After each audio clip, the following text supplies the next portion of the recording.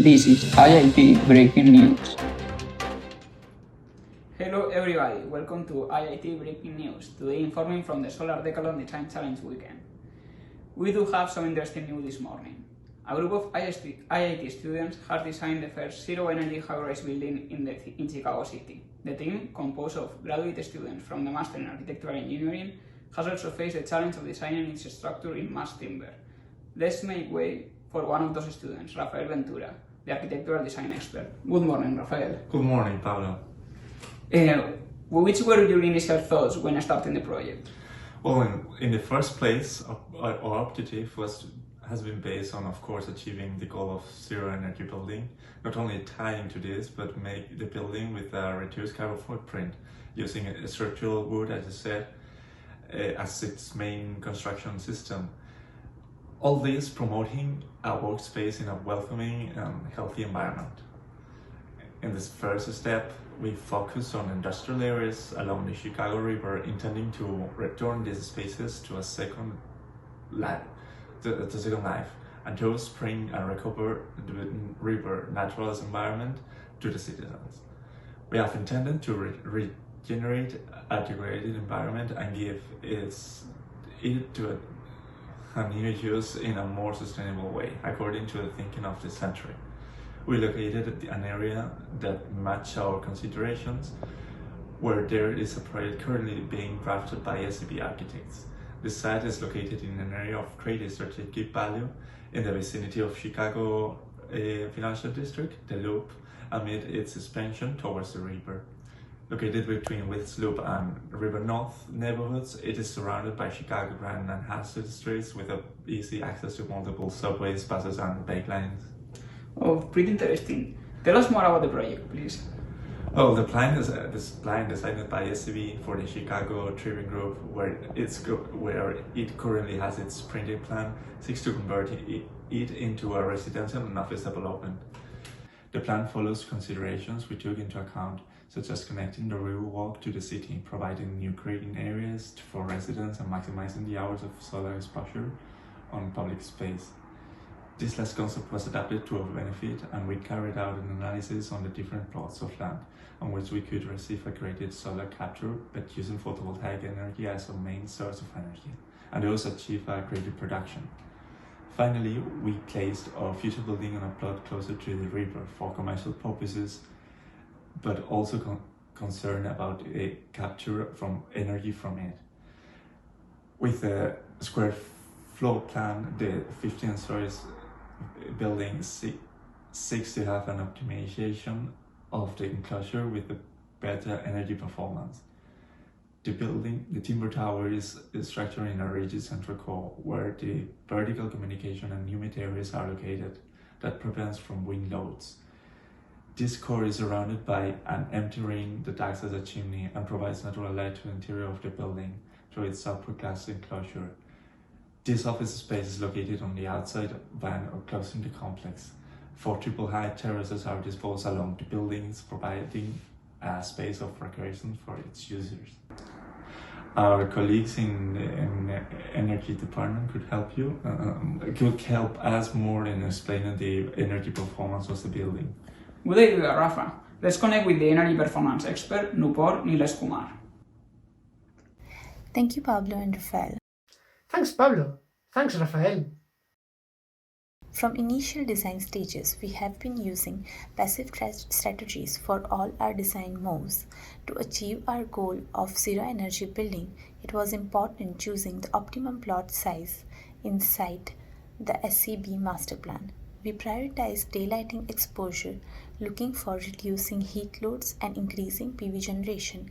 Considering that, we did a daylighting analysis using SketchUp, choosing the site with better south exposure. Building geometry is one of the major running factors in energy consumption. Hence, the most efficient shape of our design was must. Compact shapes have less energy losses. Thus, we did a shape factor analysis, concluding that square is most energy efficient shape. Considering the orientation, we came up with the most efficient orientation for our design. South exposure is the best from a passive strategies point of view. But as we were using facade for PV generation, it was important to study which configuration gives better results. Building oriented south and panels in east, south and west facade, or building tilted 45 degrees and panels in southeast and southwest facade. An analysis with PV Sol gave better results for the first configuration using 3 facades. The results were approximately 33% better. Conversely to the common high-rise typology, a zero-energy building should work with low window to wall ratio. Studying examples, we concluded that 30% ratio was optimum to reduce heat losses while keeping proper level of natural light in the office space. Thermal comfort, natural ventilation and daylighting has been increased through the atrium and the winter garden. To reduce cooling load, we tested natural ventilation as an alternative plan when the weather is appropriate. We assumed all the windows are open and mechanical systems are shut down in spring and autumn seasons. With low outer air wind speed, air velocity distribution in the whole floor space is sufficient to offer thermal comfort. As natural wind can operate with mechanical ventilation, energy conservation is achieved. The atrium is designed for mechanical ventilation to exhaust air from the office space. We tested air movement in the zone and confirmed that the flow will go upward due to stack effect. This means that the atrium works as an natural chimney. Mechanical ventilation exhausts through ventilation ducts placed in the core adjacent to the restrooms. The building is illuminated by both natural and electrical lighting. We applied LED illumination to meet the lighting lumens requirement and lighting power density standards of ASHRAE 90.1. LED is ideal for interior lighting as it can provide more illumination while consuming less energy. Natural lighting is infused to the office space through the atrium and the winter garden. It allows us to reduce lighting densities compared to similar buildings without this system. By the simulation results, the lighting power density was reduced from 0.633 watt per square feet to 0.565 watt per square feet when introducing natural light in the model. Additionally, we chose light colors for interior design as light is reflected inside the office through wall and furniture. On the other hand, the facade incorporates green panels which work as seasonal shading systems. Part of solar light is shaded by leaves during cooling dominated seasons. By reducing direct radiation in summer, thermal control is increased and lighting glares avoided. As leaves fall, sunlight is allowed to shine into rooms through windows during winter time. Natural light is applied to illuminate interior space without shading effect, and space will store more heat from sunlight. While developing analysis, OpenStudio has been used as a tool to implement all those decisions in one unique model and study energy results of the building. When creating geometry, the spaces have been mainly simplified as office space, corridors, conference rooms, or restrooms. The inputs from the model come from WUFI and Therm for the envelope. The daylighting analysis have been used for the lighting densities. The schedules have been designed with peak load from 8 a.m. to 5 p.m. on weekdays. Also, the schedules have been modified according to each space types. The building is located on climate zone 5A, and construction sets come from ASHRAE 189 standards. The annual consumption of the building is about 4 million kBTU, which means a source EUI of 23.85 kBTU per year square feet. Here we can take a look at the resulting graphs from OpenStudio. Referring to the electricity consumption, it shows cooling and lighting loads are consistently lower than heating ones. As we can see the graphs, energy usage mainly comes from heat loads during the winter. Those loads are quite low compared to standard office buildings without the passive and active strategies that were explained earlier. My colleague Sergio will share the energy generation of this building as well as envelope design with us. What a detail-oriented model! Thank you, Nupur. While we were figuring out the annual consumption of our building, we were thinking about how to integrate resources that help to increase our energy generation. Finally, we came up with solar and biomass as the design solution to balance our energy input and output. Regarding solar energy, high-efficiency photovoltaic modules are installed not only on the rooftop area but also in the south, east and west facades according to the same constraints as the atrium in the rooftop and the 3-story winter gardens in the facades. Lots of simulations were run looking for the best distribution on each surface. As the available rooftop area is limited, a trend design was selected to eliminate the self-shading issues and to optimize generation. Panels are distributed in parallel rows where each row is oriented to west and east respectively with a low tilt. Adding the contribution of all the surfaces, the annual energy generation is 746,000 kWh. Regarding biomass, a compact power generating system is installed on the mechanical floor as a complement to solar energy. Energy is generated by a gasification process where feedstock is primarily nut cells, hardwood and softwood chips that are often disposed of by open burning. In this case, these products are used within a sustainable process, helping to reduce embodied carbon. So, in conclusion, if we sum the biomass annual output for electricity, that is 530,000 kWh, to the solar generation, it can be calculated that the target EUI is 27.37 kBTUs per square feet, which is higher than the site EUI. That is great news! Now, we will focus on how passive strategies were implemented to decrease site EUI. Designing a zero-energy high-rise building is not feasible without a high-performance envelope.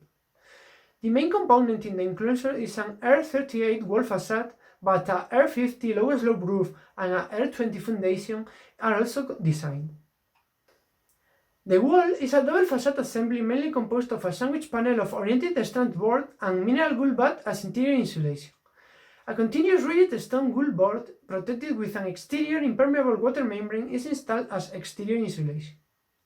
This membrane is also connected to the window grab as well as the top and the bottom of the wall seating to provide a continuous air barrier. Finally, a composite cladding completes the rain screen system, providing an aesthetic finish and deflecting water that falls into the enclosure. The other main component of the wall that covers 30% of the total facade surface is the window. The window assembly is composed by two panes with an intermediate coating specifically designed for maintaining interior temperature in extreme conditions, reaching a final U value of 0.17. For the central curtain wall and the winter garden glazing, where visual needs are dominant from the thermal transmittance, a single pane window with 91% of visual transmittance is installed. Lastly, to determine whether condensation could be an issue on the interior layer of the wall or not, a model was created in Goofy. As it is shown on the screen, relative humidity now reaches the 100%, which means that the dew point is always lower than the dry bulb temperature, so it is sure that condensation will not be an issue. New constructions have a direct impact on climate change, so we consider that analyze all the stages involved in the process was a need. Excluding the electricity usage that represents a high percentage of the total emissions of the building, material selection is the most influential category. One of the breaking innovations of our building is drastically reducing the amount of steel used by replacing vertical structures by glue-laminated timber columns and horizontal ones by cross-lamination, keeping only steel used in connections between these two elements. Even though the structure is crucial for embodied carbon evaluation, envelope materials have a considerable impact too. Our building strengthens the value of mineral wool insulation against other high thermal insulating materials considered as global warming potential hazards. Otherwise, as the environmental impact is much lower using rock wool to isolate roof, walls and foundation, the thickness of the overall assemblies increases to not hurt the energy performance. In addition to the materials commented, the most remarkable contribution is made by concrete and in less magnitude by the glass. Unfortunately, concrete used in the foundation and in the floor between stories cannot be replaced due to structural stability concerns. To sum up, at the current embodied carbon benchmark of the USA, our building emits 296 kilograms of CO2 equivalent per square meter and is categorized with a letter C in a range that goes from A to G. And now, I cannot wait for introducing my colleague and HVAC expert David, that will share with us some other interesting strategies. Thank you for your analysis, Sergio. To heat and cool our building, we made the decision to use hydronic radiant panels, zoned by the structural grids on each floor. These panels are the load side connected to a water source heat pump plant loop, drawing about 700 gallons per minute of water from the Chicago River, passing it through the heat exchangers and returning it with a temperature change of no more than 10 degrees Fahrenheit. Since the average winter temperature of the Chicago River is in the mid to low 40s, that 10-degree temperature difference leaves some risk of freezing on especially cold winter days. To avoid the risk of frozen pipes, additional air source heat pumps have been designed to supplement the heating system. These air source heat pumps will be located within the tempered mechanical space on the 15th floor, where warm air will naturally convect up through the atrium via the stack effect. Care will be taken to ensure the cold air coming off of those coils leaves the building, rather than fall back down through the atrium into occupied spaces. In the summer, during the cooling season, the radiant panels will continue to handle space conditioning. However, to avoid the danger of condensation occurring on those panels and dripping water on everyone, the cooling coils of the air handling units will need to be sized to draw the excess moisture out of the incoming outdoor air. Additional dehumidifiers may be worth consideration. On the topic of the air handling units, our building incorporates a pair of direct outside air service units with energy recovery ventilation, or DOAS ERV. Most commercial energy recovery ventilators have an efficiency of around 75%, which means that 3/4 of the conditioning of the exhaust air can be recovered and applied to incoming outside fresh air. The real role of the DOAS ERV units will be to supply fresh air to occupied spaces. Natural convection up through the atrium will handle exhaust from the perimeter zones. However, to meet ASHRAE standards, mechanical exhaust will still be needed to pull air from the restrooms located within the core of each floor. In order to tie all of these mechanical systems together, a building automation system will be implemented. The building automation system consists of a central computer in charge of operating and controlling everything, including things like temperature set points, airflow rates, coil and panel operating temperatures, hydronic flow rates to radiant panels, window shade controls, electric lighting power densities, and window controls. In order to control these variables, the building automation system will draw data from an array of sensors such as daylight sensors, temperature sensors, flow sensors, humidity sensors, and local weather data. This real-time monitoring and adjustment of controls will ensure that the building is operating at its most efficient set points for any given day. Furthermore, to ensure that the building is operated according to its net zero design criteria, environmental controls will be run by a full-time building engineer.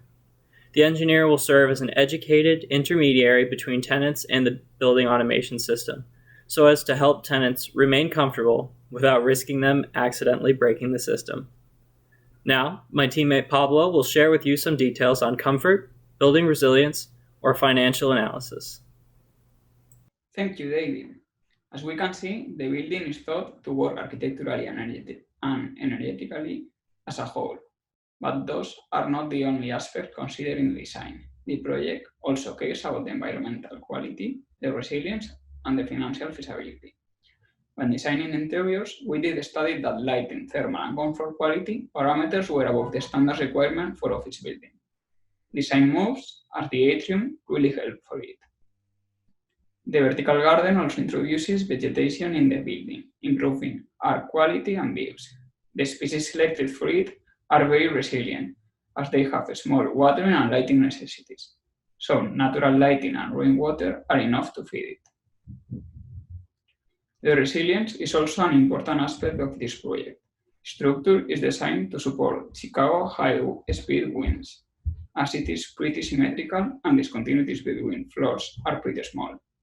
The structural grid follows all ASHE recommendations to resist earthquake loads, a stronger example of lateral forces. Besides, floor slabs are reinforced with a concrete slab, composing a composite section with better inertia. This concrete slab has a double function because it also gives thermal mass to the building, slowing the effects in the interior environment of weather changes, what increases thermal resilience. The core design and the path of egress have been studied according to the building code to prevent fire event. On the other hand, the risk of using a water source heat pump is that when the river freezes, the system would fail. As David has explained, an alternative air source heat pump has been designed. In extreme scenarios, like 2019 Chicago's cold wave, the biomass generator has been sized to complement the system if needed. As Nopal explained before, another important aspect in this project is the use of cross ventilation through the atrium in summer. Nowadays, it does not mean too much, as cooling months in Chicago are few, but as global warming increases, VROV will take more advantage from it, remaining zero energy under different conditions to those studied. We were also concerned about the cost of our building. It is important showing that a project like this is feasible. The budget estimation was around $57 million, approximately $8 million more than an average similar building. If we just consider the energy savings for the next 10 years, this difference is reduced to $4 million, nearly an 8% more of the original cost. This overcost can be recovered by a little increase in the rentals, which is justified given the uniqueness of the building. Our market analysis shows the potential interest of investors in it. On the one hand, this area is interesting, as there is already a master plan for it. On the other hand, corporate social responsibility is ground value. Modern companies invest in green buildings, and Chicago is welcoming every day more of these corporations. We concluded that an 8% is not a cost which would make investors refuse the vertical river of each building. In conclusion, this project's success lies in 4 columns. First, the successful consideration of the river, not only as an inspiration but also as a source. Second, the insertion within an existing master plan. Third, the cohesive design process, taking simple but innovative decisions as a response to complex problems.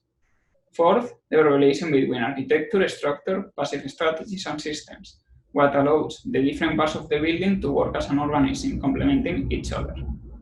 In addition, it is cost-effective and it has a low carbon footprint, what makes the VROV an attractive option for the market. Thank you very much to IIT News for this opportunity. Thanks to your team for showing us this wonderful project. This has been all for today, Solar Decathlon. It's been a pleasure. This is IIT Breaking News. Enjoy your day.